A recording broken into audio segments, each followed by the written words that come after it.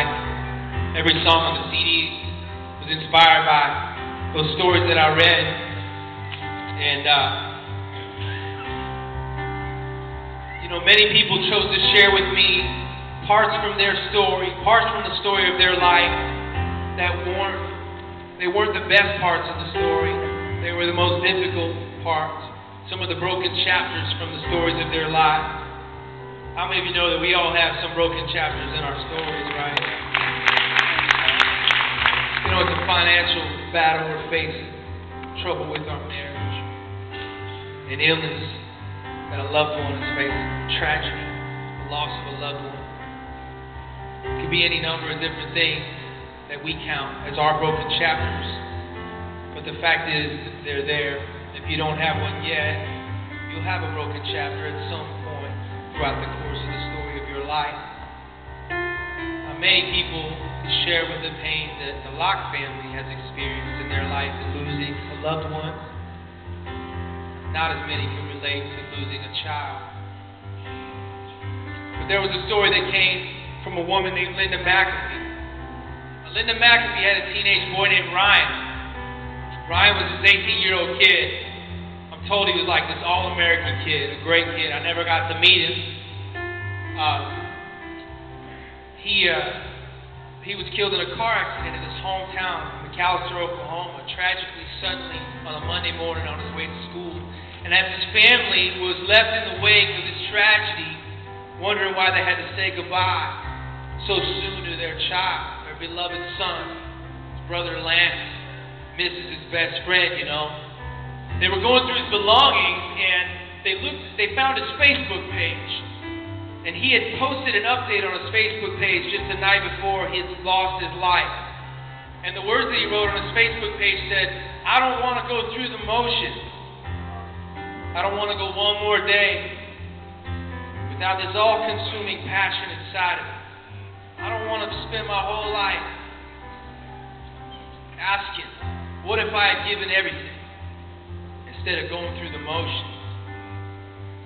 Well, I was told they played that song at his funeral. So I reached out to this family. I just let them know that they were in my thoughts and prayers, And I was in the cabin almost a year from the day that they lost their son, and I received a story from Linda McAfee in McAlester, Oklahoma. And she said, "Matthew, you already know our story so well, but this Tuesday, March 2nd, is the first anniversary of losing our precious Ryan. The things that have transpired over this past year have been the most amazing things we have ever seen, and more than Ryan could have imagined. He always prayed to be a light for God. He wanted to make a difference. He wanted to be famous and share love in a huge way. His prayer not to go through the motions put us all on a path that we never dreamed would happen. Today we gathered at his grave, and his grandfather spoke and said, 'Ryan has touched more lives in his death than he ever could have imagined in his life.' And so this was Ryan's legacy, and his prayer to reach others has been answered. But our family is incomplete until we are together again."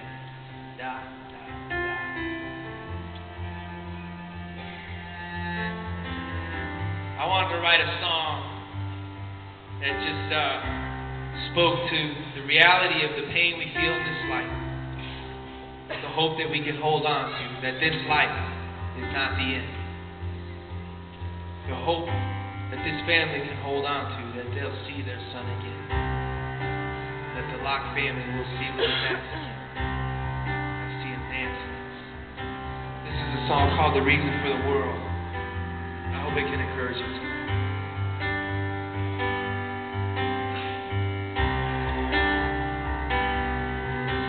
There are no words in times like these, when tears don't hide tragedies, and all you want is a reason for the world. There's no comfort in a greeting card, 'cause God is good but life's still hard, and your heart just wants a reason for the world. But maybe the reason for the pain is so that we would pray for strength, and maybe the reason for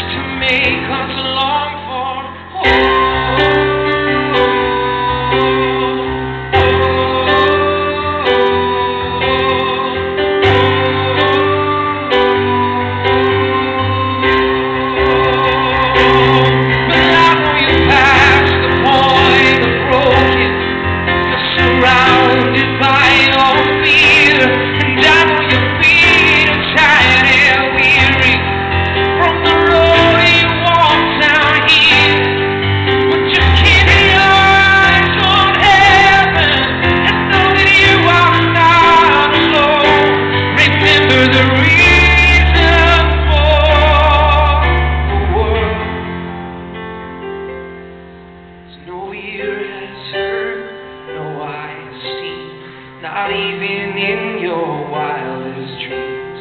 The beauty